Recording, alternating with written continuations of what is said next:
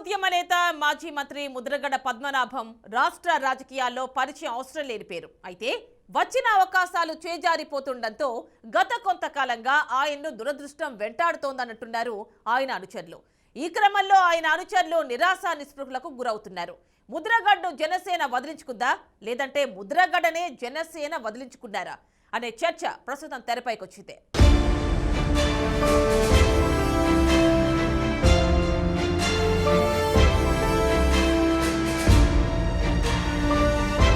కాపు ఉద్యమ సమయంలో తుని రైల్వే స్టేషన్లో రైలు దగ్ధం కేసు అనంతరం తాను కాపు ఉద్యమం నుంచి తప్పుకుంటున్నానని ముద్రగడ పద్మనాభం ప్రకటించారు. క్రియాశీలక రాజకీయాలకు దూరంగా ఉన్నారు. దీంతో కొంతకాలం ముద్రగడను జనం మర్చిపోయారు.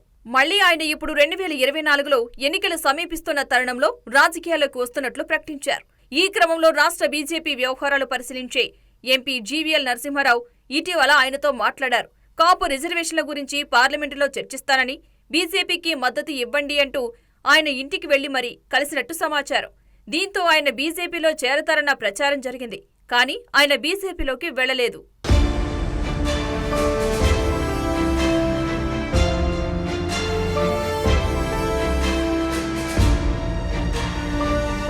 అనంతరం వైసీపీ గోదావరి జిల్లాల కోఆర్డినేటర్ మిథున్ రెడ్డితో పాటు జ్యోతుల చంటిబాబు తదితరులు ముద్రగడని కలిశారు.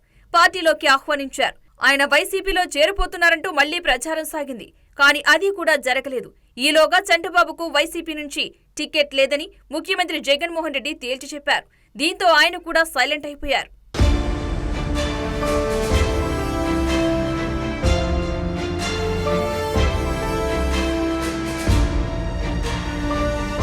ఈ నేపథ్యంలో జనసేన అధినేత పవన్ కళ్యాణ్ కు సన్నిహితంగా ఉండే పశ్చిమ గోదావరి జిల్లాకు చెందిన ఆ పార్టీ నేత బొలిశెట్టి శ్రీనివాస్ 3 సార్లు ముద్రగడ నివాసానికి వెళ్లినట్లు సమాచారం.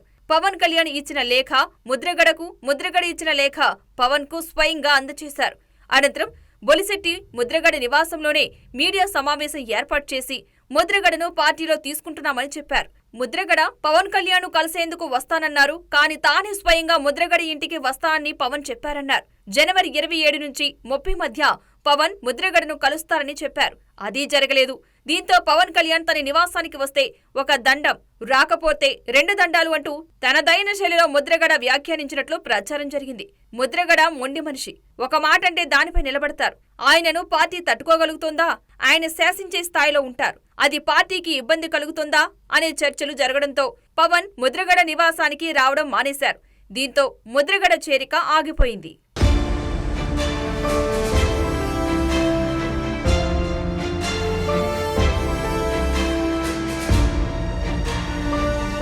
ఇదే సమయంలో జ్యోతిల నెహ్రూ ముద్రగడ నివాసానికి వెళ్లి ఆయనతో సమావేశమయ్యారు. జ్యోతిల నెహ్రూ ముద్రగడ నివాసానికి వెళ్లడం రాజకీయంగా హాట్ టాపిక్ గా మారింది. ఆయన జనసేనకు టచ్ లో ఉన్న సమయంలో టీడీపీ తరపున ఆహ్వానించడానికి వెళ్లారా అన్న చర్చ జోరుగా సాగడంతో నెహ్రూ వివరణ ఇచ్చారు. తాను నిర్వహిస్తున్న కోటి శివలింగాల అర్చనకు రావాలని ముద్రగడని ఆహ్వానించానన్నారు. అలాగే తన తరపున జగ్గంపేటలో ప్రచారం చేయాలని కోరానని చెప్పారు.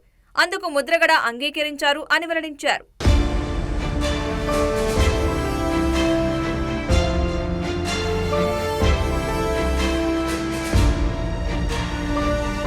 జనసేన వైసీపీ ఏ పార్టీలో చేరినా ముద్రగడ తనయుడు చెల్లారావుకు పిఠాపురం లేదా ప్రతిపాడు అసెంబ్లీ టికెట్ ఇస్తారు. ముద్రగడకు పార్లమెంటు టికెట్ లేదా రాజ్యసభ సీటు ఇస్తారని ప్రచారం జరిగింది. ఒక దశలో ఆయన కోడలు సిరికి వైసీపీ తరపున తుని టికెట్ ఇస్తారని కూడా ప్రచారం జరిగింది. కానీ ఏదీ జరగలేదు. దీంతో ముద్రగడ సైలెంట్ అయిపోయారు. ఈ నేపథ్యంలో ముద్రగడ పద్మనాభం రాజకీయ జీవితం ఎటూ కాకుండా అయిపోయిందంటూ ప్రచారం జరుగుతోంది. మరి ముద్రగడ ఏం చేస్తారు? వైసీపీలోకి వెళతారా లేక గప్చిప్ అంటూ రాజకీయాలకు దూరంగా ఉంటారా? Wait and see.